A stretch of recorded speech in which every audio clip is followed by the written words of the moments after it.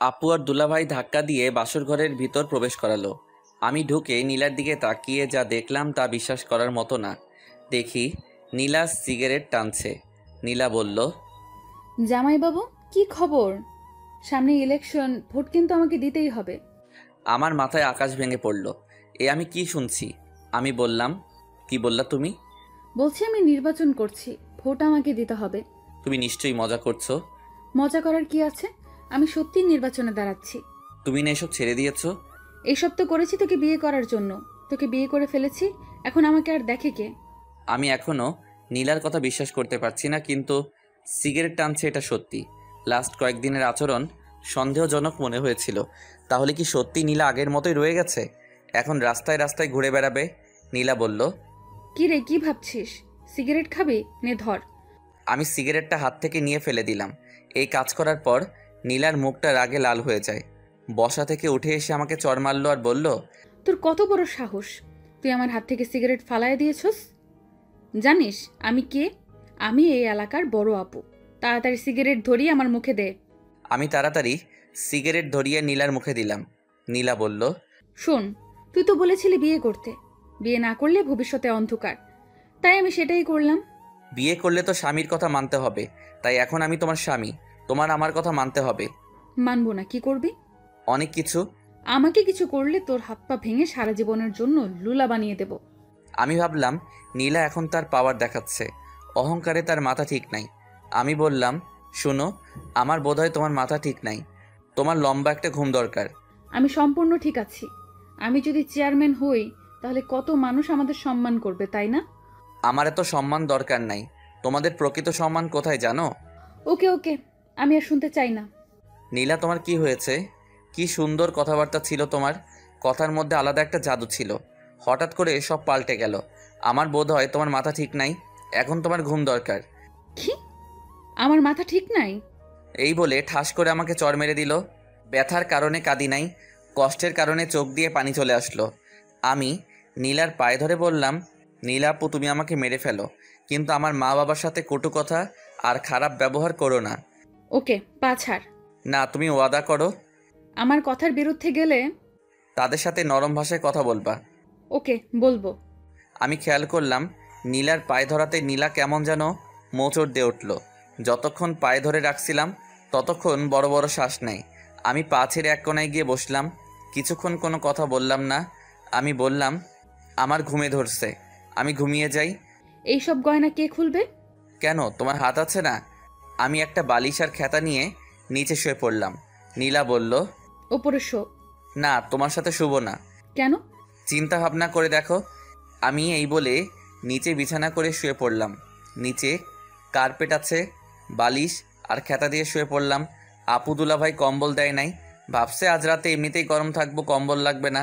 আমি নিয়ত করলাম যতদিন পর্যন্ত নীলা আমার কথা মতো না চলবে ততদিন আমি নীলার শরীর টাচ করব না।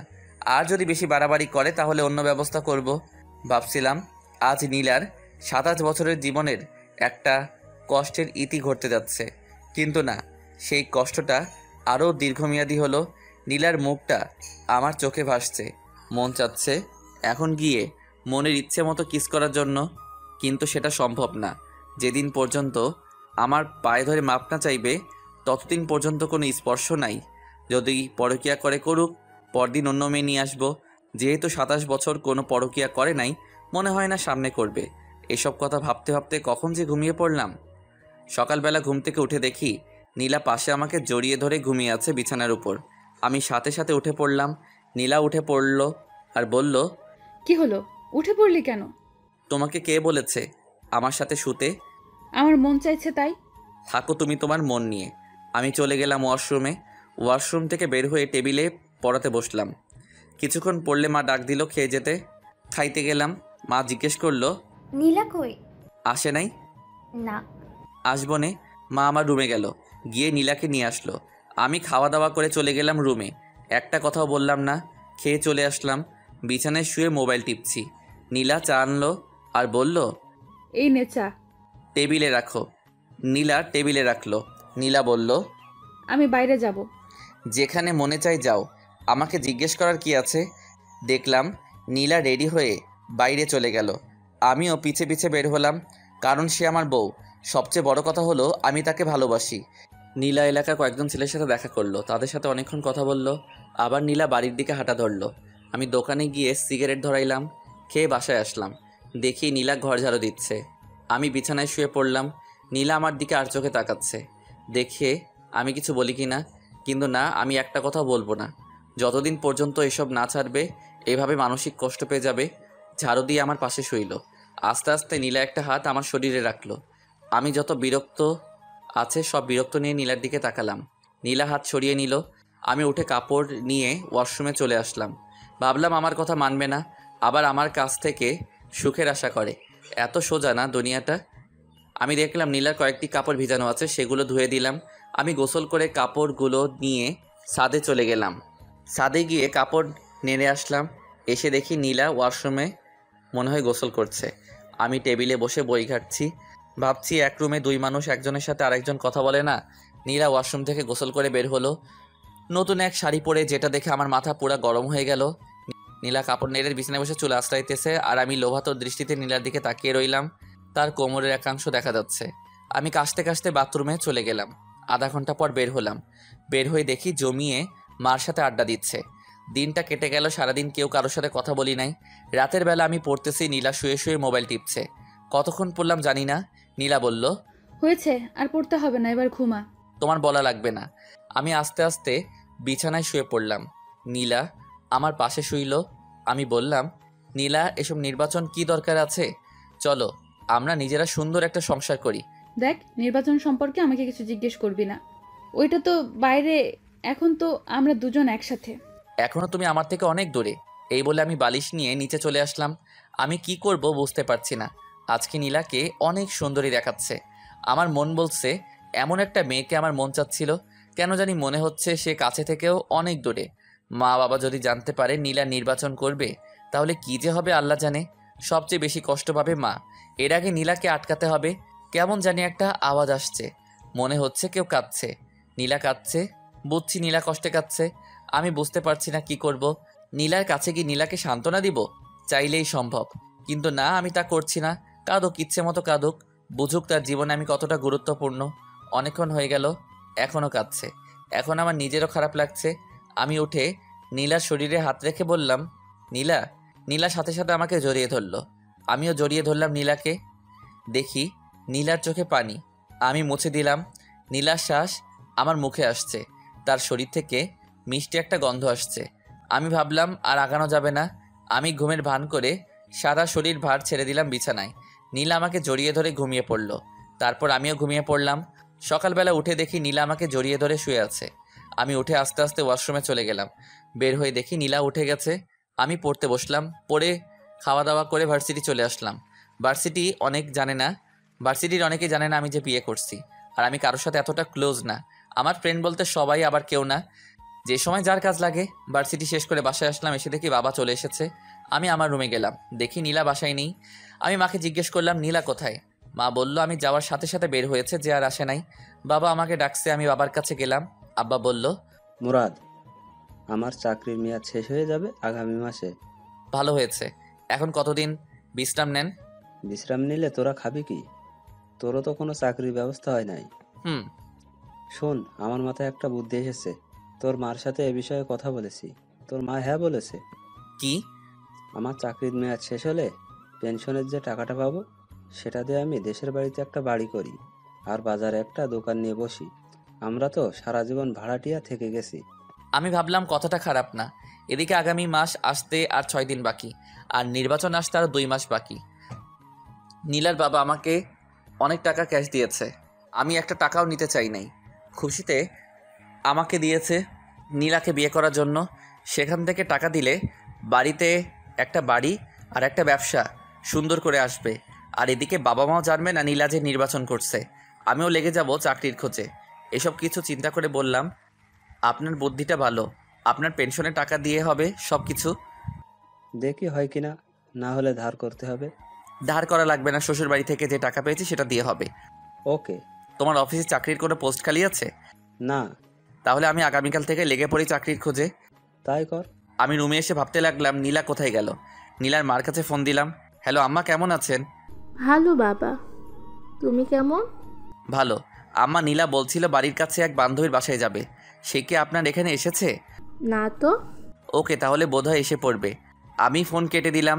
নীলাকে ফোন দিলাম, ধরছে না, কেটে দিচ্ছে।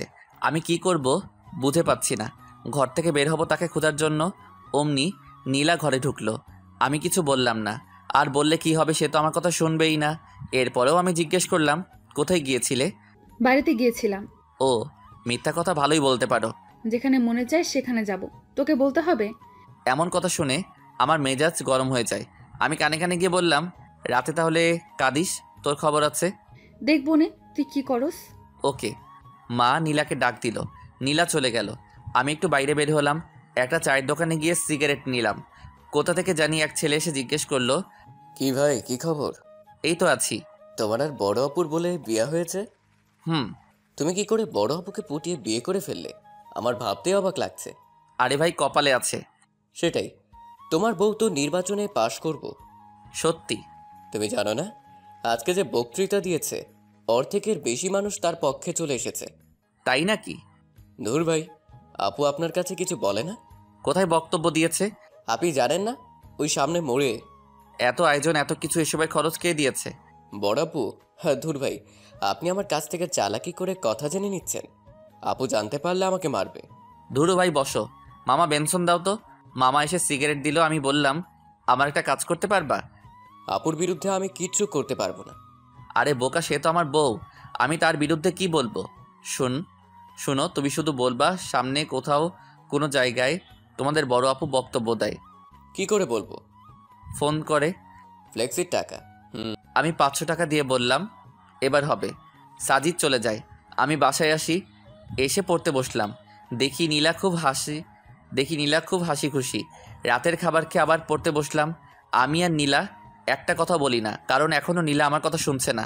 আজকে কত মানুষের সামনে বেপর্দা হয়ে কথা বলল। আমার শরীরটা শুধু জ্বলছে। সবাই তো নীলার দিকে লোভাত দৃষ্টিতে তাকিয়ে রয়েছে। এটা তো আমি বুঝি, ভাগ্যের নির্মম পরিহাস। নীলা যদি আমার কথা শুনতো। এদিকে নীলা শুয়ে শুয়ে মোবাইল টিপছে আর একটু একটু পরপর হাসি দিয়ে ওঠে।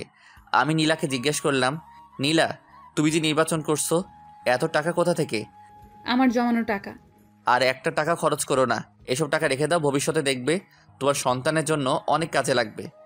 আমার না মা হওয়ার অনেক ইচ্ছা। তোমার মা হওয়ার যোগ্যতা নেই। তুই যদি মা হওয়ার, বেচারা ছোট বাচ্চাটা শুধু কষ্ট পাবে। আমি মা হলে বাচ্চাটাকে সারাদিন বুকের কাছে আগলে রাখতাম।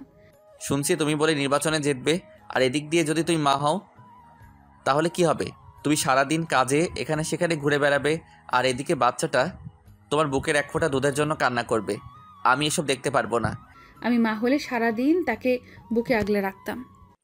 নীলা আজকে একটা সাদা ড্রেস পরেছে, বাংলায় যাকে বলে প্লাজো।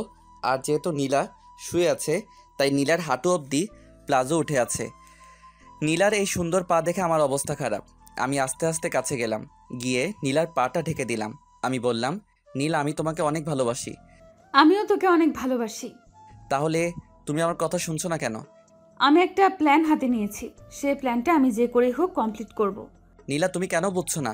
যদি মা বাবা জানতে পারবে তুমি নির্বাচন করছো, তাহলে বুঝতেই পারছো মা কতটা কষ্ট পাবে। যেই মাকে তুমি বিয়ার কথা বলাতে মা সাথে সাথে রাজি হয়ে যায়, তোমাকে কতটা বিশ্বাস করে। একটু ভুলের জন্য সব শেষ হয়ে যাবে। আমাকে একজন বলেছে অনেকজনে অনেক কথা বলবে, এসব কথায় কান্না দিতে। সকল স্বামী তার স্ত্রীর ভালো চায়, আমি কখনো তোমার খারাপ চাই না। নীলা, এসব হলো ছেলে মানুষের কাজ। তোমার উচিত আমাদের সংসার কিভাবে সুন্দর করা যায় সেটা চিন্তা ভাবনা করা। যা তো এখান থেকে তুই, আমার ভালো লাগছে না। আমি জানি নীলা, আজকে তুমি কোথায় গিয়েছো। জানলে ভালো। কেন নীলা, তোমার কি একটু জানের ভয় নেই? আছে। তাহলে এত মানুষের সামনে বেপর্দা হয়ে কিভাবে কথা বললে? ধুর, আমি অনেকক্ষণ প্র্যাকটিস করেছি, আর আমাকে কেউ মেরে ফেলবে নাকি?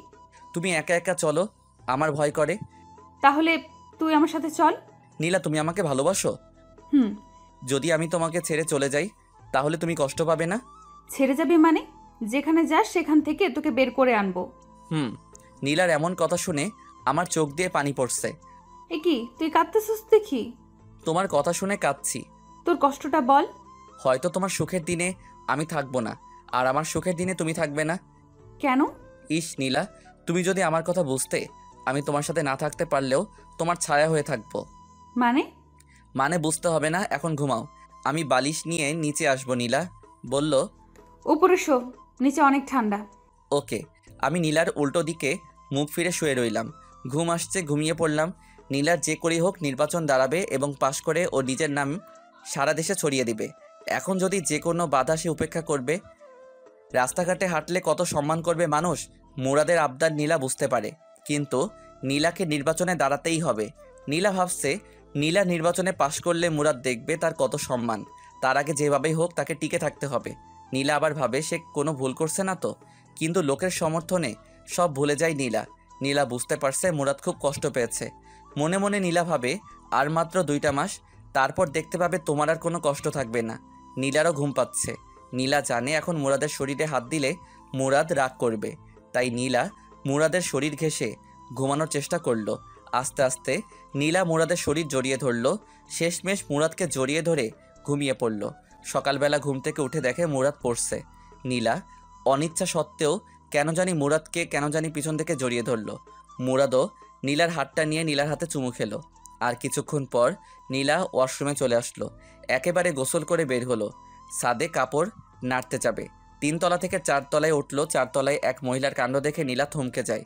দেখলো একটা বাচ্চা ছেলেকে চোখে মুখে চুমু দিয়ে বলল, যাও বাবা, বাবার সাথে স্কুলে যাও। আর বাচ্চাটা বলল, বাই মা। যাওয়ার সময় বাচ্চাটা মার গালে চুমু খেলো। শেষমেশ টাটা দিতে দিতে বাচ্চাটা চলে গেল। নীলা পুরো কাজটা দেখলো।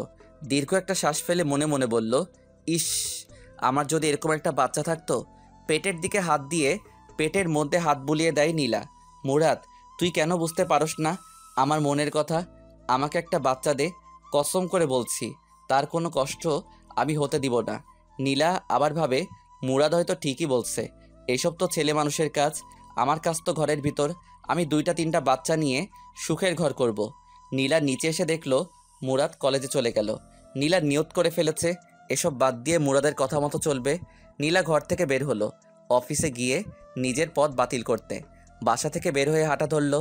কিছুক্ষণ যাওয়ার পর কোথা থেকে জানি এক মেয়ে এসে বলল, আপু, আপু, আমার বাড়ির সামনে, প্লিজ আপু, আমার সাথে একটা ছবি তুলেন। বলতে পারবো আমি চেয়ারম্যান আপুর সাথে ছবি তুলেছি। সবাই আমাকে বস মানবে আপু, প্লিজ। ওকে ওকে, তোলো। মেয়েটা ছবি তুলে বলল, আপনার আমাকে খুব ভালো লাগে। আমার ফ্যামিলির সবাই আপনাকে ভোট দেবে। Thank you. হেঁটে কেন, রিক্সা দিয়ে যান। আসলে শরীরটা বেড়ে যাচ্ছে তো তাই। ওকে আপু, চলেন, আপনাকে এগিয়ে দেই। চলো। মেয়েটা আর নীলা হাঁটছে। সামনে দিয়ে যে যায় সেই লম্বা করে একটা সালাম দেয়। নীলা হাসি মুখে তাদের বিদায় দেয়। আরও কিছুক্ষণ হাঁটার পর 6-7টা মেয়ে নীলাকে ঘিরে ধরল। আরও 10-12 জন ছেলে এসে হাজির হলো। পুরো একটা দল হয়ে গেল। একসময় মিছিল শুরু হয়ে গেল। মিছিলের মধ্যে আরও মানুষ যোগ দিতে থাকে। পরে মোটামুটি বড় একটা মিছিল হয়ে যায়। অনেকক্ষণ সবাই বড় আপুর পক্ষে মিছিল করে। এক জায়গায় এসে এক রেস্টুরেন্টে নিয়ে সবাইকে কিছু খাওয়াইয়া তাদের বিদায় দিল। নীলা বাড়িতে চলে আসে। এসে ফ্রেশ হয়ে শুয়ে ভাবতে লাগলো, কোথা থেকে কি হয়ে গেল। যে জায়গায় গিয়ে না করে আসবে এসবের মধ্যে আমি আর নাই, সেখানে গিয়ে বড় এক মিছিল করে আসলো। এত মানুষের সারা কিভাবে নীলা ফেলে দিবে। এখন কত সম্মান, পরে জানি কত সম্মান হবে। বের হলেই মানুষ ঘিরে ধরবে। তখন মুরাদ বুঝতে পারবে আমি এত কষ্ট করেছি। তখন হয়তো মুরাদ আমাকে একটা বাচ্চা নেওয়ার সুযোগ দিবে। আমি নীলার মনের ভিতরে ঢুকে যাওয়ার চিন্তাভাবনা করছি। নীলার সব কাজে রেসপন্স করব, কিন্তু আসল কাজটা করব না। আমি বুঝতে পারছি এভাবেই নীলার সাথে আর বেশি দিন থাকা যাবে না। ভার্সিটি থেকে এসে দেখি নীলা ঘুমাচ্ছে। তার মায়াবী মুখটা কি সুন্দর করে তাকিয়ে আছে। আমি অনিচ্ছা সত্ত্বেও নীলার কপালে চুমু খেলাম। নীলা পাশ ফিরে আবার শুয়ে পড়ল। আমি ফ্রেশ হয়ে নীলাকে ডাক দিলাম, নীলা, আমার খিদা লাগছে। দাঁড়াও, আমি নিয়ে আসছি। নীলা একটু পর আমার জন্য খাবার নিয়ে আসে। আমি খেলাম। আমি বললাম, নীলা, তুমি আজকে মিছিল করেছো? কেন? যাতে নির্বাচনে পাশ করতে পারি। ওকে, তাহলে তুমি নির্বাচন নিয়েই থাকো। মুরাদ, রাগ করিস না, আমি এখান থেকে বের হতে পারবো না। ওকে, তোমার যা ইচ্ছা তাই করো। আমি বিকালের দিকে ছাদে গেলাম। গিয়ে দেখি জ্যোৎস্না। আমি বললাম, জ্যোৎস্না আপু কেমন আছেন? ভালো, তুমি? ভালো। কেমন চলছে তোমার দিনকাল? এই তো মোটামুটি। আমার সামনে বিয়ে। ভালো। আপু, আমার একটা সমস্যা, যদি একটু হেল্প করতেন। কি বলো? নীলা খালি নির্বাচন করে, এই নিয়ে তাকে আমি প্রতিদিন বোঝাই, কিন্তু সে কোনো কথা কানে নেয় না। আপনি যদি একটু হেল্প করতেন। যে তার স্বামীর কথা শুনে না, তাহলে অন্য আরেকজনের কথা কি শুনবে? তারপরে একটু কথা বলে দেখবেন। ওকে। আমি যাই। হুম। আমি চলে আসি। কি করব কিছুই মাথায় আসছে না। এভাবে 1 সপ্তাহ চলে গেল। বাবা গ্রামে চলে যায়। গ্রামের বাড়িতে নতুন বাড়ি হলে মাও চলে যাবে। নীলা জিজ্ঞেস করলে বলি বাড়িতে বেড়াতে গেছে। আমি এই বিষয়ে নীলার কাছ থেকে সম্পূর্ণ গোপন রাখি। আর সেই নির্বাচন নিয়ে ব্যস্ত। এদিকে টাইম দেওয়ার কোনো প্রশ্নই আসে না। নীলাকে কেমন জানি লাগে। তার সাথে কথা বলা, হাসাহাসি এখন আর ভালো লাগে না। এখন কেন জানি নীলাকে বিরক্তিকর মনে হয়। আমি আস্তে আস্তে নীলার সাথে কথা বলা কমিয়ে দিলাম। ওই তো আগামীকাল সারাদিন নীলার সাথে একটা কথা বলি নাই। বুঝতেই পারছেন এটা কতটা কষ্টকর। নীলাকে অনেক বোঝালাম, শেষমেশ যেই কদু সেই লাও। আমি ভাবলাম নীলার মা বাবার সাথে এই বিষয়ে কথা বলতে হবে। আমি সময় করে চলে আসি নীলার বাড়িতে। দেখি তার মা বাবা দুজনেই বাড়িতে। হঠাৎ নীলাকে ছাড়া আমাকে দেখে তারা অবাক হয়ে যায়। নীলার মা বলল, বাবা, তুমি এমন সময় একা? নীলা কোথায়? নীলা বাড়িতে। আম্মা আব্বা কিছু কথা আছিল। কি বলবা বলো? নীলারে নিয়ে একটা সমস্যা হচ্ছে। কি সমস্যা? আসলে নীলা খালি নির্বাচন করে। এই সারাদিন নির্বাচন নিয়ে বাড়ির বাইরে ব্যস্ত থাকে। কত যে বললাম এসব ছেড়ে দিতে, আমরা সুন্দর করে সংসার সাজাই, কিন্তু কে শুনে কার কথা। আপনারা দুজন যদি একটু বলতেন এসব ছেড়ে দিতে তাহলে খুশি হতাম। আসলে বাবা কি বলবো, সে ছোটবেলা থেকেই স্বপ্ন দেখে আসছে এই এলাকায় নির্বাচন করবে। তাই সে ছোটবেলা থেকে টাকা জমাইছে। তোমার অসুবিধা হলে আমরা অবশ্যই নীলাকে বোঝাবো। ধন্যবাদ। আমি নীলার বাড়ি থেকে খাওয়া দাওয়া করে বাসায় আসলাম। এসে দেখি নীলা ঘরের ভিতরে নাচতেছে। আমি মুচকি হাসি দিলাম। আমি বললাম, এত খুশি কেন? সবাই বলেছে আমি পাশ করব। ঘরের বাইরে বের হলে কত কত মানুষ আমাকে ঘিরে ধরে। সেটা তো ধরবেই, কারণ তুমি অনেক সুন্দরী আর সুন্দরের পূজা করে সবাই। সুন্দরী বলে না, আমি চেয়ারম্যান হব বলে। এখনো কোনো নেতা তোমাকে আহ্বান করে নাই রাতে তার সাথে থাকার জন্য? কি বললি তুই? এটা কি বললি তুই? আবার বল। যদি এরকম অফার পাও তাহলে ফোন করে বলে দিও আজ রাতে আমি বাইরে থাকবো। ঠাস ঠাস করে 2টো চর বসিয়ে দিল গালে। আমি বললাম, সত্যি কথা বললে কারো সহ্য হয় না। নীলা কেঁদে দেয়। কেঁদে কেঁদে আমাকে জড়িয়ে ধরে বলে, তুই এমন কথা বলিস না। এই নীলা শুধু তোর, নীলার সব তোর, নীলার যৌবন রূপ সব তোর, এই সব কিছু তোর জন্য। নীলা আমার একটা হাত নিয়ে তার গালে দিল। খুব কষ্ট হচ্ছে নীলা, এর একটা কিছুই আমি পাবো না। এইসব কিছু কয়েকদিন পর পথের মানুষের কাছে চলে যাবে। এমন কথা মুখে আনিস না মুরাদ। আমি তোরে ভালোবাসি, তোকে ছাড়া আমি বাঁচবো না। তুই এমন কথা আর বলিস না। প্লিজ নীলা, তুমি এসব ছেড়ে চলে আসো। প্লিজ প্লিজ, তোমার আর আমার জন্য সুন্দর একটা জীবন অপেক্ষা করছে। এসব ছেড়ে দাও। নীলা কিছু বলছে না। আমি আস্তে আস্তে নীলার গালে ধরে নীলার ঠোঁটের কাছে আমার ঠোঁটটা নিয়ে আস্তে আস্তে লাগিয়ে দিলাম। নীলা চোখ বন্ধ করছে। নীলা আমার মাথা চেপে ধরলো তার ঠোঁটে। আমি পাগলের মতো কিস করছি। নীলার শ্বাস ভারী হচ্ছে। আমি ভাবলাম এখনই বাদ দিতে হবে, না হলে নীলাকে আটকানো কঠিন হবে। আমি আস্তে আস্তে নীলাকে ছেড়ে দিলাম। নীলা বলল, কি হলো? ভালোই তো লাগতেছিল, আবার ধর। মনে হয় মা ডাকছে। এই বলে আমি সোজা ঘর থেকে বেরিয়ে আসলাম। নীলা বুঝতে পারছে না কি বলবে, শুধু তাকিয়ে রইল। আমি ভাবলাম লাভ নাই, যতদিন না পর্যন্ত ওইসব ছাড়বে না ততদিন পর্যন্ত আমাকে পাবে না। আমি 2-3 জায়গায় চাকরির জন্য নিবন্ধন করলাম। এসব বিষয় নীলার কাছে গোপন রাখলাম। তাকে বলে কি করব? আমি বাইরে যাওয়ার সাথে সাথে নীলা ঘর থেকে বের হয়ে পড়ে। আর কি বলবো, এসব কিছু নীলার কাছে গোপন রাখলাম। আমি সোজা বাইরে আসলাম। এসে সিগারেট খেলাম। খেয়ে রুমে ঢুকলাম। রুমে ঢুকলেন নীলা বলল, তুই আমার বাবা মার কাছে বিচার দিয়েছিস কেন? মনে চেয়েছে। দেখ, আমাকে নিয়ে প্রতি দোকানে এখানে সেখানে সব জায়গায় কথা হয়। তারা বলে আমি জিতলে এলাকার উন্নতি হবে, এলাকায় শান্তি থাকবে।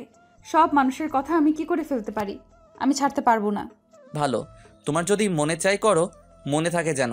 পরে যখন কেঁদে কেঁদে আমাকে জোরে চিল্লাই ডাকবে তখন আমাকে পাশে পাবে না। নীলা, তুমি এখনও বাচ্চা মেয়ে না। নীলা, তুমি এখন বাচ্চা মেয়ে না। ভালো মন্দ বিচার করার বিবেক তোমার মাথায় আছে। হায়রে কপাল আমারই দোষ। কেন যে সুন্দরীর পাগল হলাম। যদি জ্যোৎস্নাকে অথবা তানহাকে বিয়ে করতাম তাহলে কতই না সুখী হতাম। এই বলে রুম থেকে বের হয়ে আসলাম। সোফায় এসে টিভি দেখতে লাগলাম। কিছুক্ষণ পর মা এসে বলল, আগামীকাল বাবা আসবে। দিনটা কেটে গেল নীলার সাথে। আর কথা বলি নাই। পরদিন বাবা এসে আমাকে ডাকা শুরু করলো। আমি গেলাম বাবার কাছে। একটা কাগজ ঢিল দিয়ে বলল, এসব কি মুরাদ? আমি কাগজ ধরে দেখি নীলার নির্বাচনের পোস্টার। তার মানে বাবা জেনে গিয়েছে নীলা নির্বাচন করছে। বাবা আবার বলল, কোথায় তোর বউ? আস্তে বাবা, আমার কথা শোনো। কি শুনবো? আমি জানি নীলা নির্বাচনে দাঁড়াচ্ছে। কি বলবি তুই? নীলা নির্বাচনে দাঁড়াচ্ছে, তার সাহস কত? তার মাকে ফোন দে। এমন আলেকি মেয়ে আমাদের দরকার নেই। শোনো, আমি তোমাদের বুঝিয়ে বলি। বাবা, আমি জানি না যে নীলা নির্বাচনে দাঁড়াচ্ছে।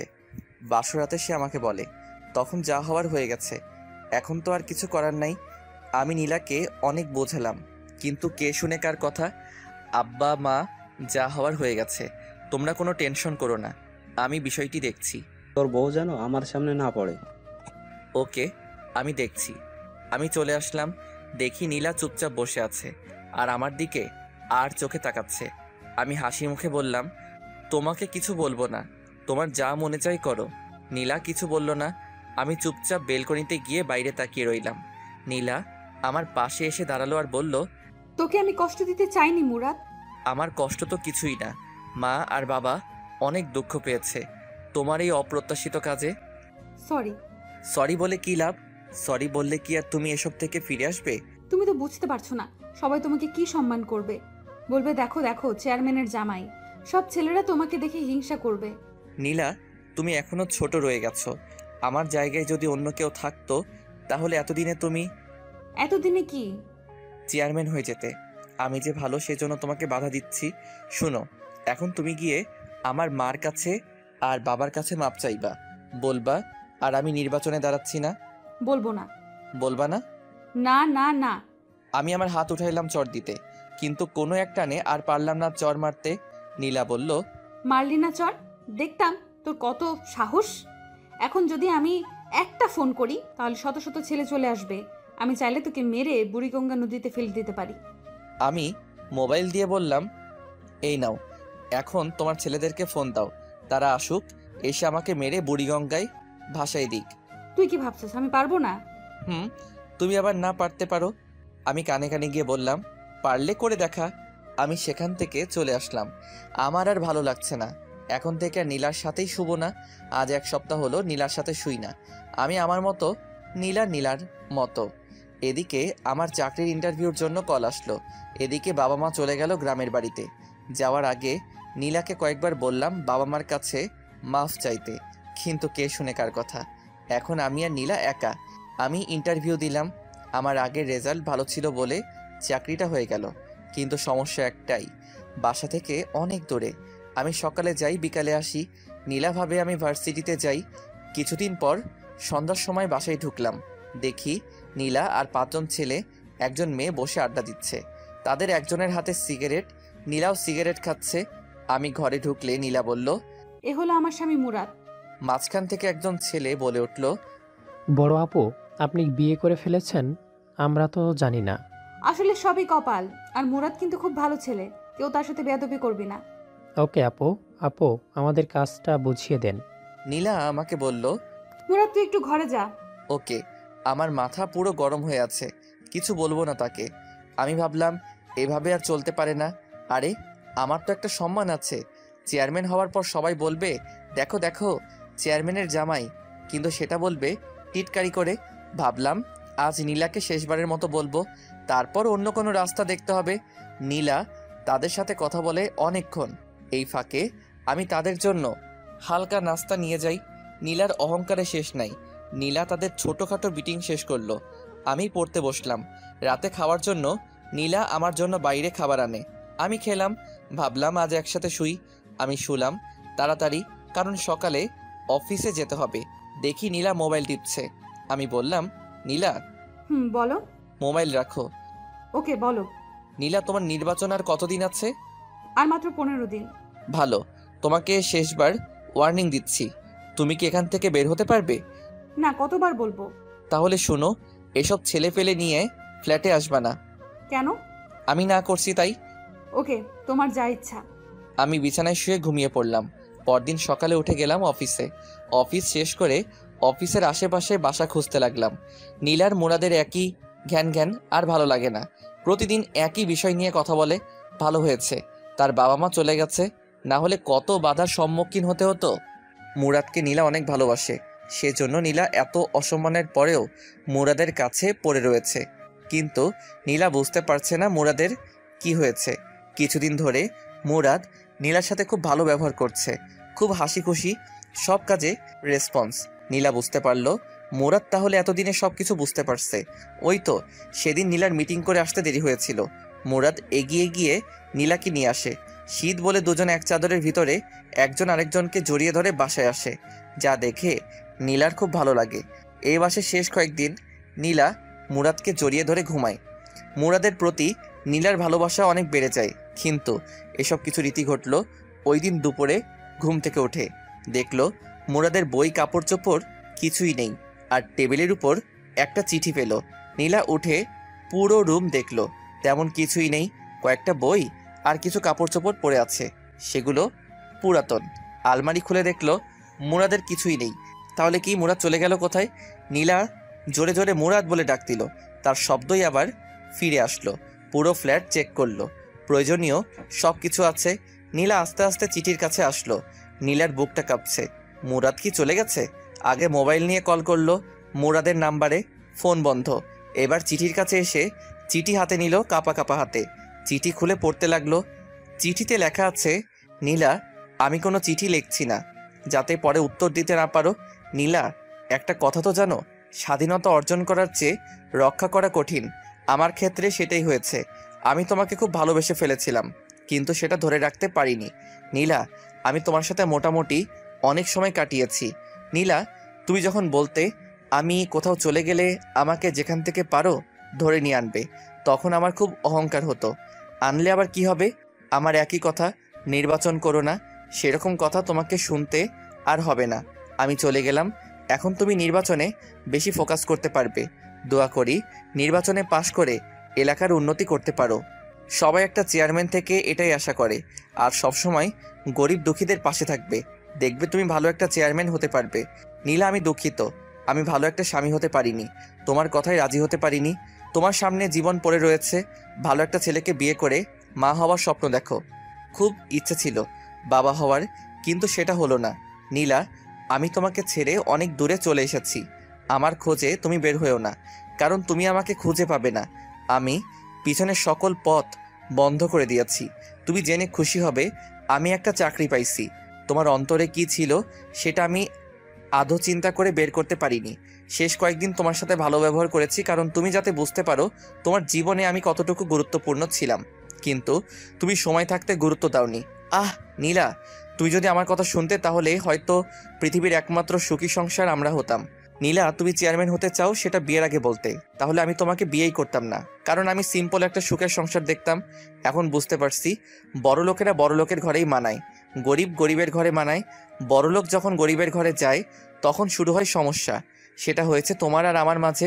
তুমি দেখতে বড় হওয়ার স্বপ্ন, আর আমি দেখতাম সিম্পল জীবনযাপন। তোমার স্মৃতি হিসেবে তোমার দেয়া চরগুলো থাকবে আমার সাথে। আর হ্যাঁ, অবশ্যই নামাজ পড়বে। নির্বাচনে পাশ করতে পারো সেজন্য দোয়া করবে। আমিও দোয়া করি তুমি ভালো একটা চেয়ারম্যান হও। আমাকে পাওয়ার জন্য কখনো দোয়া করবে না, কারণ আল্লাহ কারো দোয়া ফেলায় না।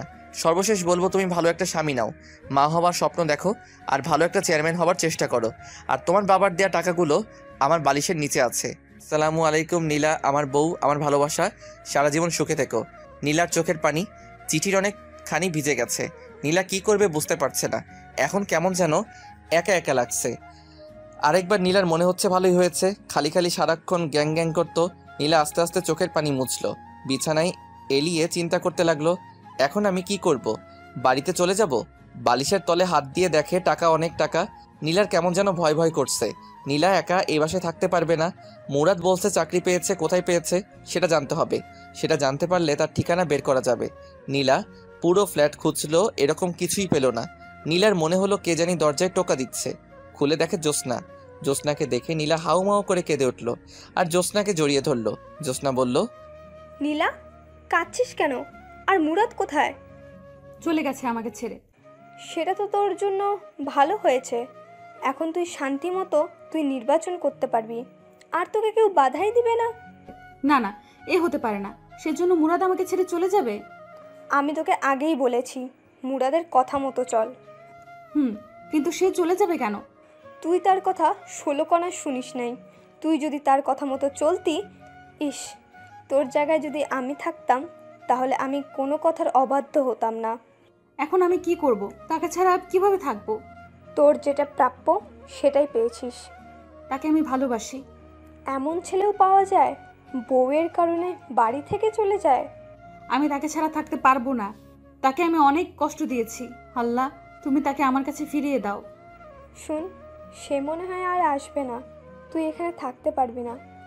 ঘন্টা 3 আগে আমার কাছে মুরাদ গিয়েছিল, তারপর এই কাগজটা আমার কাছে দিয়ে যায়। কাগজে কি আছে শুনবি? বল।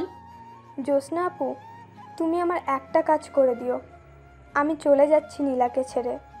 নীলা তো এখানে একা থাকতে পারবে না, আর যদি থাকে তাহলে বলবে কাউকে সাথে নিয়ে থাকতে, কারণ রাতে বুঝতে পারবে রাতটা তার জন্য কতটা নিষ্ঠুর। নীলা যদি চলে যায় তাহলে ফার্নিচারগুলো নিচের দেওয়ার ঠিকানায় পাঠিয়ে দিয়েন। আর কিছু টাকা আছে। না না, এখানেই থাকবো। শেষমেশ মুরাদের আমি এই ঘরটা নিয়েই বেঁচে থাকতে চাই। আমি শিওর মুরাদ আমাকে অনেক ভালোবাসে। সে একদিন ফিরে আসবে। সেটা তোর কপাল। আর তার আগে তোকে নির্বাচন থেকে বেরিয়ে আসতে হবে। তোর নির্বাচনের আর কয়দিন আছে? আর 13 দিন। এখন থেকে নিয়ে বাকি দিনগুলো তুই আমার সাথে থাকবি রাতে। ওকে, পরে দেখি।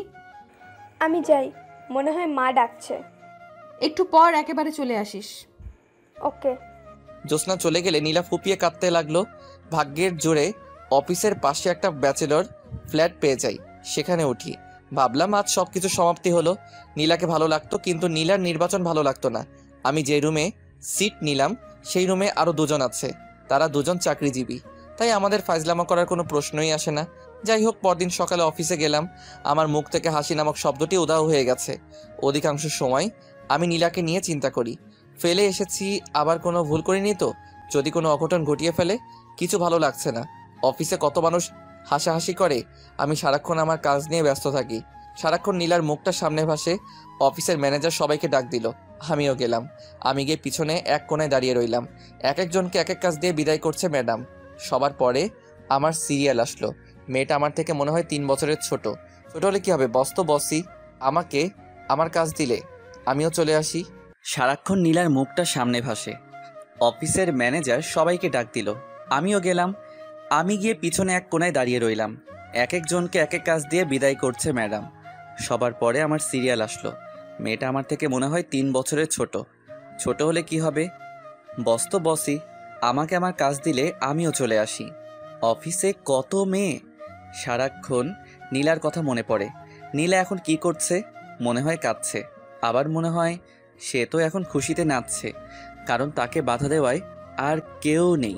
ধুর, যেটা চলে গেছে সেটা গেছেই, এখন কাজে মনোযোগ দেই। অফিস শেষ করে রুমে এসে গোসল করে খাওয়া দাওয়া করে শুয়ে রইলাম। কিছুক্ষণ শুয়ে থাকার পর পাশের একজন বলল, তার নাম সাজ্জাদ। ভাই, আপনি এরকম সবসময় নীরব আর গোমরা করে রাখেন কেন? কোনো সমস্যা? আমাদের বলেন, দেখি হেল্প করতে পারে কিনা। ভাই, আপনার কি বউ আছে? হ্যাঁ ভাই। তার কথা আপনার মনে পড়ে না? হ্যাঁ, মনে পড়ে, প্রতিদিন কথা বলি। আজকে তো কয়েকবার কথা বললাম। ভাই, আমি আমার বউকে সারা জীবনের জন্য ছেড়ে চলে এসেছি, তাই ভাই তার কথা চিন্তা করি। কেন ভাই, আপনি আপনার বউকে ছেড়ে চলে এসেছেন? ভাই, শখের বশে এক সিনিয়র আপুকে বিয়ে করেছিলাম। বিয়ের পর তার কথা আমি শুনতাম, কিন্তু সে আমার কথা শুনতো না, তাই ছেড়ে চলে এসেছি। Very interesting. আমরা দেখি যত কম বয়সী মেয়ে, আর তুমি কিনা সিনিয়র আবুকে বিয়ে করো। থাক ভাই, যা হওয়ার হয়ে গেছে। এখন সামনে ফোকাস করেন, দেখবেন আরো ভালো মেয়ে কপালে আসবে। আমি পড়তে বসলাম, কারণ আমাকে ভার্সিটি শেষ করতে হবে। এটা বেসরকারি, যে কোনো সময় চাকরি চলে যেতে পারে। পরদিন অফিসে গেলাম, সারাদিন অফিস করলাম, কারোর সাথে কথা বলিনি। সবাই টিফিন করে আর আমি নীলার কথা চিন্তা করি। সে কি এখনো ঠিক আছে নাকি? আমি নেই বলে কারোর সাথে কামে লিপ্ত হয়েছে? না না, নীলা এরকম মেয়েই না। ভাবলাম নীলাকে একটা নজর দেখে আসবো, আগামীকালই যাব। অফিস শেষ করে চলে আসব। এক লোক এসে খবর দিল ম্যানেজার ডাকছে। আমি অফিসে গেলাম। ম্যাডামকে দেখে আমার মেজাজ গরম হয়ে যায়। ম্যাডাম, এটা কোনো কাপড় পরলো? একটা টাইট জিন্স আর টাইট শার্ট, ঠোঁটে লিপস্টিকে ভরা, চুলগুলো মাথায় পাহাড় করে রেখেছে। আমি লজ্জায় মাথা নিচু করে দাঁড়িয়ে রইলাম। নীলাকে আমি জিন্স অবস্থায় 2 দিন দেখেছি, তারপরেও প্রথম প্রথম আর সবসময় নর্মাল পোশাক পরতো, যার কারণে নীলাকে আমার অনেক ভালো লাগতো। আর শাড়ি পরা অবস্থায় দেখলে মনে হতো, রিয়ান ভাইয়ের কথাটা, কোন গ্রহ থেকে এসেছো তুমি, যেখানে শুধু রূপের চর্চা করা হয়। এখন নীলার শাড়ি পরা মুখটা মনে হলে শরীরে কাঁপুনি দিয়ে ওঠে। বসেন। আমি মাথা নিচু করে চেয়ারে বসলাম। আবার বলল, মুরাদ ভাই, এখানে কি আপনার কোনো কাজ করতে অসুবিধা? না। তাহলে সবসময় এমন মনমরা হয়ে থাকেন কেন? 2 দিন একেবারেই বেশি। আমার মতে এই অফিসে আসার পর একমাত্র আমার সাথে আপনি কথা বলেছেন। কেন? কারণ জানতে পারি? না, আমি শুধু আমার কাজ করব। এমন কোনো মানুষ হয়? আপনার বায়োতে দেখলাম আপনি বিবাহিত।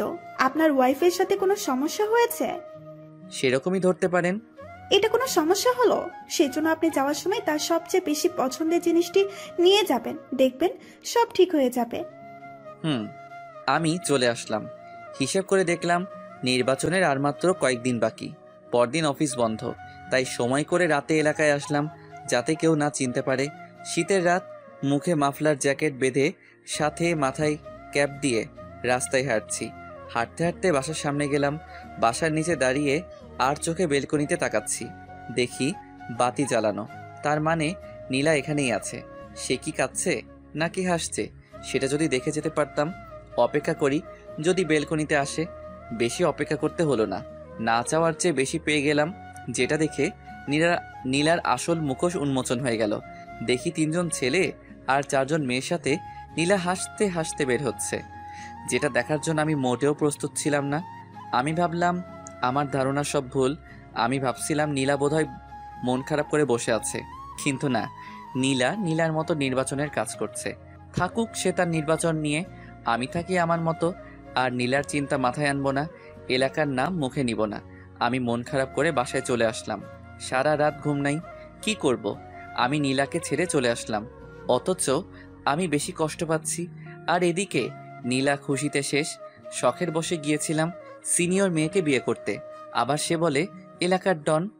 এমন ফালতু মেয়ে আমার কপালে জুটল। সে বলে আমার বউ। দূর, ঘুমাই। এসব চিন্তা করতে করতে কখন যে ঘুমিয়ে যাই।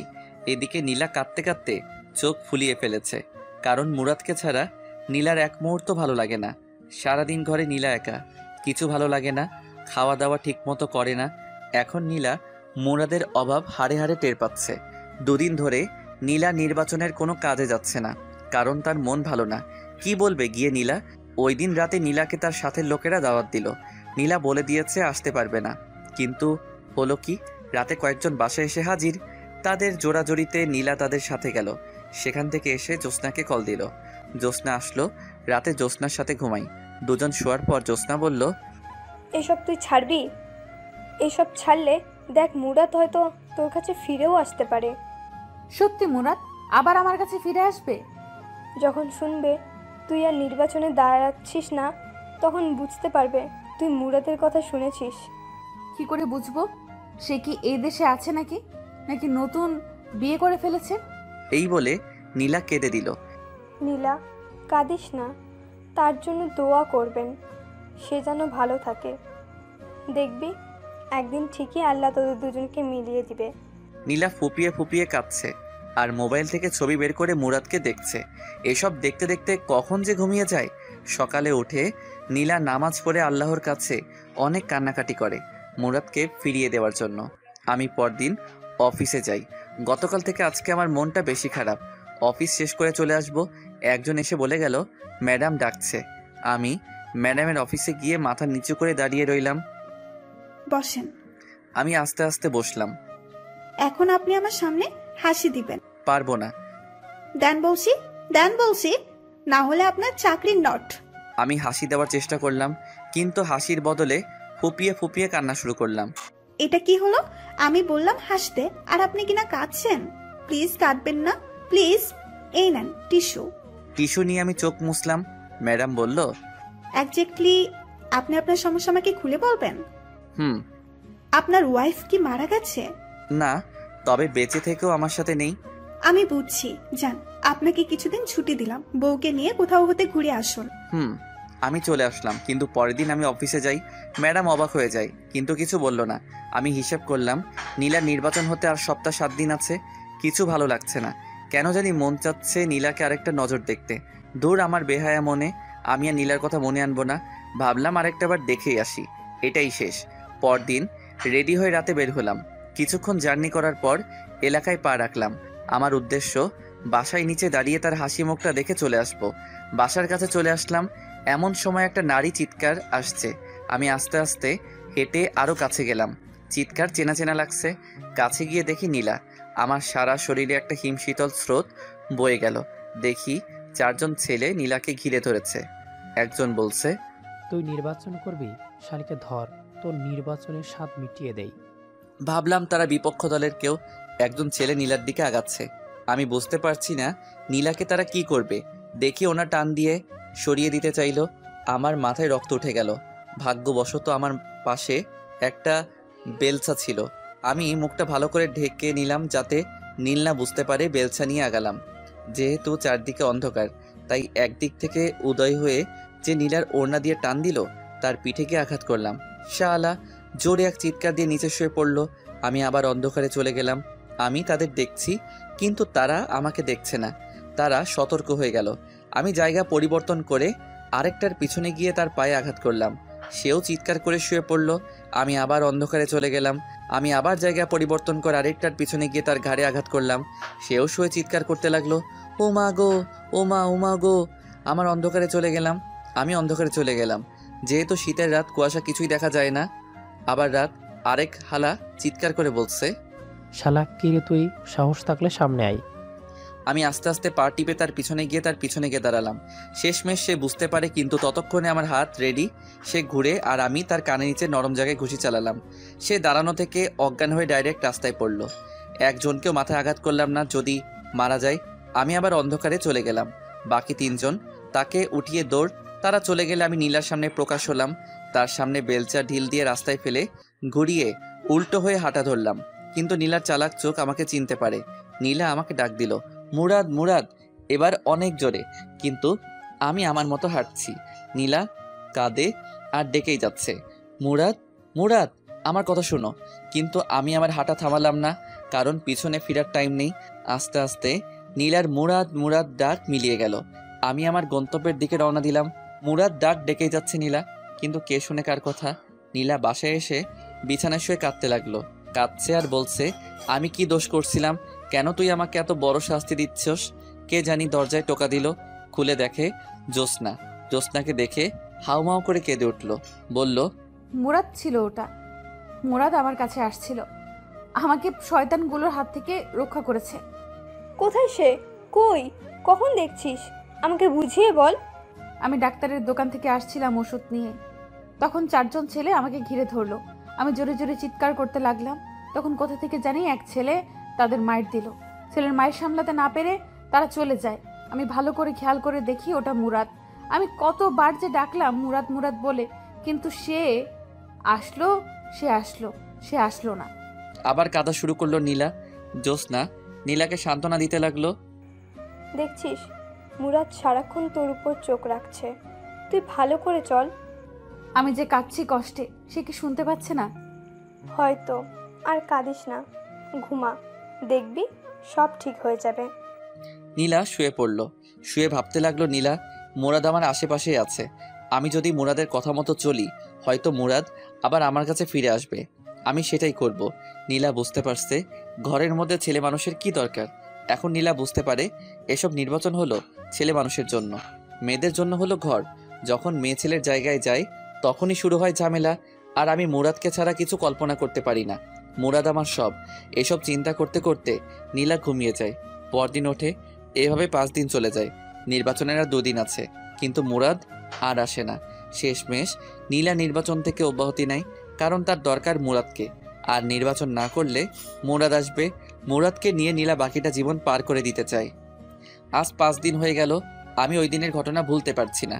নীলার মুরাদ, মুরাদ ডাকটা কেন জানি এখনো আমার কানে বাজছে। আমার মন বলছিল, যা গিয়ে তোর ভালোবাসাকে জড়িয়ে ধর, কিন্তু আমার পা সামনে হেঁটে চলে এসেছে। নীলাকে আমার অনেক মায়া লেগেছে, কারণ নীলা আগের থেকে অনেক শুকিয়ে গেছে। কেমন যেন নীলার মুখে সেই লাবণ্যতা নেই। আমি বুঝতে পারছি নীলা অনেক কষ্টে আছে, কিন্তু এত কষ্টের পরেও কি নীলা নির্বাচন ছেড়ে আমার কাছে মাপ চাইবে? আমার মা বাবার কাছে মাপ চাইবে কে জানি। 6 দিনের মাথায় আমি অফিস শেষ করে চলে আসছি। এক লোক এসে বলল ম্যাডাম ডাকছে। ম্যাডামের নাম তানিয়া। আমি অফিসে গেলে ম্যাডাম বলল, আপনার নাম কি? মুরাদ। আপনার ওয়াইফের নাম কি? সেটা না বললে হয় না? বাড়ি কোথায়? নরসিংদী। ওকে, যান। আমি ম্যাডামের কাজ কারবার কিছুই বুঝলাম না। নির্বাচনের 2 দিন পর গেলাম এলাকায় শিওর হতে নীলা নির্বাচনে পাশ করেছে কিনা। আমি এলাকায় ঢুকে এক লোককে জিজ্ঞেস করলাম, ভাই এই এলাকার চেয়ারম্যানকে? আগে যে ছিল সে। মানে তাহলে আপনাদের বড় আপু নির্বাচনে পাশ করে নাই? আরে ভাই আর বললেন না তো, কত আশা করছিলাম বড় অপু পাশ করলে এলাকায় অনেক উন্নতি হবে, কিন্তু হলো কি, নির্বাচনের 2 দিন আগেই বড় অপু নির্বাচন থেকে অব্যাহতি নেয়। পরে আর কি হবে, আগে যে আছে সেই পাশ করে। আমি লোকটাকে ধন্যবাদ বলে চলে আসলাম। ভাবলাম তাহলে নীলা এতদিনে আমার কথা শুনছে, কিন্তু সে সময় থাকতে শুনেনি। অতএব আমি আর নীলার কাছে যাচ্ছি না। এদিকে নীলা একা হয়ে গেল, কারণ জ্যোৎস্নার বিয়ে হয়ে গেছে। নীলা রাতে কিভাবে থাকবে? বাড়িতেও নীলা কিছু বলে নাই। নীলা ভাবলো সারা রাত মুরাদের কথা চিন্তা করে কাটিয়ে দিবে। নীলা রাতে অনেক ভয় পায়, বুঝতে পারছে মুরাদ তার কাছে এতদিন কি ছিল। রাতে নীলা ঘুমাতে পারে না ভয়ে, শেষ রাতে ঘুমিয়ে যায়। নীলা চিন্তা করছে আজকে রাতে কিভাবে থাকবে। নীলার এক ফুফাতো বোনের কথা মনে পড়ল, তার নাম তানিয়া, খুব হ্যান্ডসাম আর নীলাকে খুব সম্মান করে। নীলা ভাবলো তানিয়াকে ফোন করে দেখা যায় কয়েকদিন থেকে যায় কিনা, পরেরটা পরে দেখা যাবে। নীলা তানিয়াকে ভিডিও কল দেয়। তানিয়া ফোন ধরে। আসসালামু আলাইকুম তানিয়া, কেমন আছো? জি আপু, ভালো। তুমি কেমন আছো? এই তো ভালো। তোমার চেহারা তো তা বলছে না। আমার চেহারা কি বলছে? মনে হচ্ছে তুমি অনেক কষ্টে আছো, কেমন যেন আগের থেকে শুকিয়ে গেছো। শোনো, এখন থেকে তুমি আমার সাথে থাকবে। কেন? তুমি না বিয়ে করেছো? তোমার জামাইয়ের কি হয়েছে? ওর কথা আর বলিস না। এখন তুমি বলো কখন আসবা? অফিস শেষ করে চলে আসবো। কাপড় চোপড় নিয়ে আসবা, কিছুদিন থাকবা। ওকে ওকে, চলে আসবো। নীলা ভাবলো যাক একটা ব্যবস্থা হলো, এখন কিছু রান্না করতে হবে তার জন্য। নীলা তার জন্য অনেক কিছুই রাঁধল। রাত্রেবেলা তানিয়া আসলো, তানিয়াকে খাওয়ালো। তানিয়ার অনেক ক্লান্ত লাগছে, তাই তানিয়া ঘুমিয়ে যায়। সকালে উঠে আবার তানিয়া অফিসে চলে যায়। নীলা সারাদিন ঘরের ভিতর কাটিয়ে দেয়। বিকালের দিকে তানিয়া অফিস শেষ করে আসলে তারা একসাথে খেলো। খাওয়ার সময় তানিয়া জিজ্ঞেস করলো, আপু তোমার হাজব্যান্ড কোথায়? এ বিষয়ে জিজ্ঞেস না করলে হয় না? না, তোমাকে বলতেই হবে। তুমি আগের থেকে অনেক চেঞ্জ হয়ে গেছো। সব সময় তোমার মুখে আগে হাসি লেগে থাকতো, এখন তোমার কি অবস্থা হয়েছে? দিন দিন শুকিয়ে কাঠ হচ্ছ, ঠিক মতো খাওয়া দাওয়া করো না। এটা নিশ্চয়ই তোমার পিচ্চি হাজবেন্ডের কারণে। সে কোথায়? খাওয়ার পর তোমাকে বলি। ওকে। খাওয়া দাওয়া করে দুজনে বিছানায় বসলো। তানিয়া বলল, এবার বলো। সে আমাকে ছেড়ে চলে গেছে। কি? এটা কি করে সম্ভব? সারা জীবন শুনে এসছি স্বামীর জ্বালায় মেয়েরা বাপের বাড়ি চলে যায়। এ তো দেখি পুরো উল্টো। তুমি কি এমন করেছো যার কারণে তোমাকে ছেড়ে চলে যেতে হলো তাকে? তার কোনো দোষ নেই, সব দোষ আমার। আমি তার কথা শুনিনি। বুঝছি। তুমি এখানে কেন পড়ে রয়েছো? সে যেহেতু তোমাকে ছেড়ে চলে গিয়েছে, তাহলে তুমিও বাড়ি চলে যাও। একা একা ভয় করে না? করে। যদি সে আবার ফিরে আসে সে অপেক্ষায় বসে আছি। ও, আমার ঘুম ধরেছে। শুয়ে পড়ো। তানিয়া শুয়ে পড়ল। নীলাও শুয়ে পড়ল। তানিয়া জিজ্ঞেস করলো, আপু তোমার হাজবেন্ডের নাম কি? মুরাদ। তার বাড়ি জানি কোথায়? নরসিংদী। আপু তার একটা ছবি দাও তো। নীলা মুরাদের একটা ছবি দেখায়। তানিয়া তাদের কাহিনী সব বুঝতে পারে। এদিকে নীলা আপু মুরাদের জন্য কেঁদে কেঁদে শেষ, আর ওদিকে মুরাদ নীলা আপুর জন্য কেঁদে কেঁদে শেষ। এখন দুজনকে মিলিয়ে দেওয়ার দায়িত্ব তানিয়ার। তানিয়া চিন্তা করলো নীলা আপুকে কিছু বুঝতে দিবে না, দুজনকে সারপ্রাইজ দিবে। তানিয়া বলল, আপু তুমি তো সারাদিন ঘরে বসেই থাকো, আগামীকাল চলো না আমার অফিসে। না রে, আমি যেতে পারবো না। চলো না প্লিজ, তোমার অনেক ভালো লাগবে। কখন আসবে? যাব, গিয়ে 1 ঘন্টা পরে চলে আসবো। ওকে। সকালবেলা মন চাইলে না, যেতেই হবে। ওকে। নীলা ঘুমিয়ে যায়। সকালে উঠে নাস্তা করে তানিয়ার সাথে চলে আসে তানিয়ার অফিসে।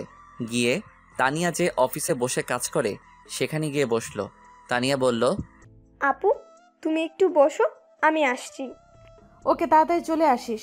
ওকে। একটু বসলো নীলা। কে জানি অফিসে প্রবেশ করলো। নীলার পাশের চেয়ারে বসলো। নীলা মাথা নিচু করে বসে আছে, ভালো লাগছে না। একটু বসলো, ভাবলো উঠে বাইরে চলে যাবে, কিন্তু নীলার নাকে পরিচিত একজনের ঘ্রাণ আসছে। বুকের ভিতর কেমন যেন চিনচিন করে উঠল। মনে হচ্ছে পাশের লোকটার কাছ থেকে। নীলা আস্তে আস্তে মাথা উঁচু করে আর চোখে লোকটার দিকে তাকালো। তাকিয়েই অবাক হয়ে গেল, এ তো দেখি মুরাদ। নীলার চোখটা বিশ্বাসই করতে পারছে না। পাশে বসা ছেলেটা মুরাদ। শিওর হতে ডাক দিল, মুরাদ, মুরাদ, মুরাদ। ডাকে আমার ঘুম ভেঙে যায়। স্বপ্নে দেখতেছিলাম নীলা আমাকে ডাকছে। চোখ খুলে দেখি সাজ্জাদ ভাই ডাকছে। বলল, ভাই কখন থেকে ডাকছি, ওঠেন না। ভাই স্বপ্ন দেখছিলাম। আমি বুঝছি, স্বপ্নে দেখছিলাম বউ তোমাকে ডাকছে, সেই জন্য উঠতে মন চায় না। আপনি কি করে বুঝলেন? ভাই এমন আমার অনেক হয়েছে। ও, অভিজ্ঞতা আছে আপনার। আমি ফ্রেশ হয়ে খেয়ে অফিসে চলে আসলাম। একটু পর একজন এসে বলল, তানিয়া ম্যাডাম ডাকে। আমি অফিসের সামনে আসলে একজন বলল, ভিতরে গিয়ে বসতে, ম্যাডাম আসবে। আমি ভিতরে ঢুকে দেখি এক চেয়ারে একটা মেয়ে বসে আছে। আমি মেয়েটার দিকে না তাকিয়ে চুপচাপ বসে পড়লাম। অনেকক্ষণ হয়ে গেল, ম্যাডাম আসছে না, কিন্তু কেমন যেন একটা ঘ্রাণ আমার নাকে আসছে। কেন জানি মনে হচ্ছে এটা নীলার শরীরের ঘ্রাণ। তার মানে পাশের মেয়েটা নীলা। আমি তাকাতে যাব, কিন্তু ততক্ষণে মেয়েটা মুরাদ বলে ডাক দিল। আমি তাকিয়ে দেখি আসলেই নীলা। আমি যেন একটা শকড খেলাম। আমি কি বলবো কিছুই বুঝতে পারছি না, শুধু তাকিয়ে রইলাম। নীলাও আমার দিকে তাকিয়ে রয়েছে, কিছু বলছে না। অনেকক্ষণ পার হয়ে গেল। আমি খেয়াল করলাম নীলার মুখের রং পাল্টে যাচ্ছে। নীলা চেয়ার থেকে উঠে আমার শার্টের কলার ধরে কষিয়ে 2টা চড় দিল। আমি ফ্যাল ফ্যাল করে তাকিয়ে রইলাম, মুখে কথা বলার শক্তি হারিয়ে ফেললাম। নীলা অফিসের দরজা আটকে দেয়। বুঝতে পারছি আজকে আমার খবর আছে। দীর্ঘ 1 মাস পর আমাকে পেয়েছে, হাতে নাতে এত সহজে আমাকে ছাড়বে না। নীলা লাফ দিয়ে আমার মাথার চুল ধরে টেনে নিচে নামালো। আমাকে নুইয়ে আমার পিঠে মারতে থাকে আর বলতে থাকে, বল বল, কেন আমাকে ছেড়ে চলে আসলি? আমি কি দোষ করেছিলাম? বলছি প্লিজ আর মেরো না। তুই না আমাকে ছেড়ে চলে আসছস, তাহলে বেঁচে আসুস কেন? তোমার কারণে। মিথ্যা কথা। তাহলে এতদিন আসুস নাই কেন? কারণ তুমি আমার কথা শুনো নাই। সেজন্য চলে আসবি তুই? পিঠে আরেকটি কিল দিয়ে আমাকে জড়িয়ে ধরলো আর কাঁদতে লাগলো। আমি বললাম, কাঁদছো কেন? এখন তো আমাকে পেয়ে গেছো। এটা তো সুখের কান্না। আমি ভাবতে পারি নাই আমি চলে যাওয়ার পর তুমি এতটা কষ্টে থাকবে। আমি ভাবছিলাম তুমি আরও হাসি খুশিভাবে নির্বাচন কমপ্লিট করবে আর আমাকে সারা জীবনের জন্য হারাবে। আসলে তুই চলে যাওয়ার পর তোর মর্যাদা বুঝতে পারি। মুরাদ, তুই আমাকে ক্ষমা করে দে। আমি তোকে অনেক কষ্ট দিয়েছি। তুমি যদি প্রথমে আমার কথা শুনতে, তাহলে হয়তো এতটা কষ্ট করতে হতো না। তুই আমাকে আবার ছেড়ে চলে যাবি? যদি আমার কথা না শুনো। ওকে। এখন আর কেঁদো না। তোমার শরীরের কি অবস্থা? কি সুন্দর পরীর মতো ছিল আমার নীলা, এখন শুকিয়ে কি হয়েছ? তোর জন্য আমার এই অবস্থা হয়েছে। তোমার ফার্স্ট কাজ হলো আমার মা বাবার কাছে ক্ষমা চাওয়া। সত্যি মুরাদ, তোর মা বাবাকে আমি অনেক কষ্ট দিয়েছি। বল, কবে তোর গ্রামের বাড়িতে যাবি? সামনের সপ্তাহ। আমার গ্রাম অনেক ভালো লাগে। গিয়ে আমরা অনেক দিন থাকবো। আমি সরি, ওই দিন রাতে আমি তোমার ডাক শুনিনি। ওই দিন যদি তুই না থাকতি তাহলে হয়তো আর আমাকে পেতি না। এখন তোমাকেও আমি পেয়েছি, তুমিও আমাকে পেয়েছো, আর কোনো কষ্ট নেই। আমি আমার কপাল নীলার কপাল একসাথে করলাম। নীলার চোখে পানি, আমার চোখেও পানি। আমি নীলার মাথায় ধরে আবার আমার বুকে টেনে নিলাম। নীলাও আমাকে জড়িয়ে ধরে শক্ত করে। আবার নীলা কেঁদে দেয়। আবার যদি আমাকে ছেড়ে চলে যাস তাহলে আমাকে আর জীবিত পাবি না। ওকে, আমি তোমাকে ছেড়ে চলে যাব না, কিন্তু তুমি তোমাকে মারার অনুমতি দাও। তুই আমাকে মেরে ফেলিস, তবুও আমাকে ছেড়ে চলে যাস না। প্রিয়জন পাশে না থাকার বেদনা আমি বুঝতে পেরেছি। এই তো লক্ষ্মী মেয়ে। আমি নীলার চোখ মুছে দিলাম, চেয়ারে বসালাম, দরজা খুলে দিলাম। একটু পর তানিয়া প্রবেশ করলো। আমি বুঝতে পারছি এসব তানিয়ার কাজ ছিল। মনে মনে তানিয়াকে অনেক ধন্যবাদ। তানিয়া এসে বলল, আপু, আমাকে আর তোমার সাথে থাকতে হবে না তো? নীলা হেসে বলল, আপাতত না, সময় হলে বলবো। সময়টা কখন? পেটে বাচ্চা হলে? যা শয়তান। ম্যাডাম, আপনি তো কিছুদিন আগে বলেছিলেন বউকে নিয়ে কোথাও ঘুরে আসতে। সেই ছুটিটা আমি আগামী সপ্তাহ চাই। মুরাদ ভাই, এটা কিন্তু ঠিক না। দেশ না। আগামী সপ্তাহ, কিন্তু এখন না। হুম। যান, এখন মন দিয়ে কাজ করেন। আমি চলে আসলাম। আমি অফিস শেষ করে নীলাকে নিয়ে শপিং মলে গিয়ে তার জন্য বোরকা কিনলাম। সেখান থেকে বোরকা পরিয়ে আমার মেসে গেলাম। গিয়ে নীলাকে সাজ্জাদ ভাইয়ের সাথে পরিচয় করিয়ে দিলাম। সাজ্জাদ ভাই নীলাকে কতগুলো উপদেশ দিয়ে দেয়। আমি আমার জরুরি জিনিসপত্র নিয়ে বাসায় আসলাম। নীলাকে বোরকা অবস্থায় আরও বেশি সুন্দরী লাগে। নীলাকে বললাম বোরকা পরে ঘর থেকে বের হতে, আর আগের সব কিছু ভুলে যেতে, সামনে ফোকাস করতে। সে আমার কথায় সায় দেয়। বাসায় আসলে নীলা আমাকে রান্না করে খাবার দেয়। আমি খেয়ে দিয়ে আমি রুমটা গোছালাম যেভাবে আগের মতো ছিল। আমি রাতে নীলা বিছানায় শুইলাম। যেহেতু অনেক দিন পর, তাই নীলাকে শরীরে ধরতে কেমন যেন লজ্জা লাগে। আমি ঘুমিয়ে গেলাম। সকালে সব লজ্জা চলে যায়। দেখি নীলা আমাকে জড়িয়ে ধরে ঘুমাচ্ছে। তার মিষ্টি মুখটা আমার দিকে তাকিয়ে আছে। আমি নীলাকে ডাক দিলে সে উঠে ফ্রেশ হয়ে রান্না করে। আমি খাওয়া দাওয়া করে অফিসে চলে গেলাম। অফিস থেকে এসে দেখি নীলা একটা গোলাপি কালার শাড়ি পরেছে, যেটা দেখে আমার মাথা এমনি ঠিক নেই, তাও আবার তার শরীর থেকে মিষ্টি একটা গন্ধ আসছে, আর তার একাংশ দেখা যাচ্ছে। আমি কোনো চিন্তা না করেই তার কোমরে ধরে তাকে টান দিয়ে বুকে আনলাম। তার মিষ্টি গোলাপি ঠোঁটে চুমুর প্রলেপ এঁকে দিলাম অনেকক্ষণ। নীলা আমাকে টেনে নিয়ে বিছানায় ধাক্কা দিয়ে ফেলে দেয় আর বলে, তুই না আমাকে অন্য একটা জগৎ থেকে ঘুরিয়ে নিয়ে আসবি? আমার শরীর আনচান সেখানে যাওয়ার জন্য। আমি বুঝতে পারছি নীলা কিসের কথা বলছে। আমি এতদিন সেটার জন্য অপেক্ষা করছি। আমি নিশার ঘাড়ে চুমু খেতে থাকি। আমি আস্তে আস্তে নিচে, বাকি কাজটুকু নীলা সেরে ফেলে। ভাবলাম এত ফেতনার ভিতরেও নীলা নিজেকে সম্পূর্ণ ঠিক রেখেছে। আমরা সন্ধ্যার সময় শুইলাম, উঠলাম। পরের দিন সকালে নীলা বলল, এই জিনিসটা এত মজা, এত সুখ, আগে যদি জানতাম তাহলে আমি তোর কথার কখনো অবাধ্য হতাম না। আমি আরো 10 বছর আগে বিয়ে করে ফেলতাম। তখন কিন্তু তুমি আমাকে পেতে না। তা ঠিক। এখন বলো কি খাবে? সেটাও বলে দিতে হবে? না, এখন না, আমি নাস্তা তৈরি করছি, খেয়ে অফিসে যাও। ওকে। আমি অফিসে চলে আসি। পরের সপ্তাহ আমরা গ্রামের বাড়ি আসি। সেখানে 1 সপ্তাহ থাকি। নীলা মা বাবার পায়ে ধরে মাপ চায়। নীলাকে ক্ষমা করে দেয়। সপ্তাহে একটা পরীক্ষা, তাই ভার্সিটি পরীক্ষা দিয়ে শেষ করলাম। আরও ভালো কোম্পানিতে চাকরির আবেদন করলাম। কিন্তু তানিয়ার রিকোয়েস্টে সেই অফিস থেকে গেলাম। কিন্তু আমার প্রমোশন হয়। আসা যাওয়ার জন্য নীলার বাবার কাছ থেকে একটা গাড়ি নেয় আমার জন্য। 1.5 বছর পর আমাদের একটা মেয়ে হয়। দেখতে নীলার মতো হয়েছে। আসলে ভালোবাসা চেয়ে পাওয়া যায় না, ভালোবাসা দিতে হয়। ভালোবাসা দিলেই তুমিও ভালোবাসা পাবে।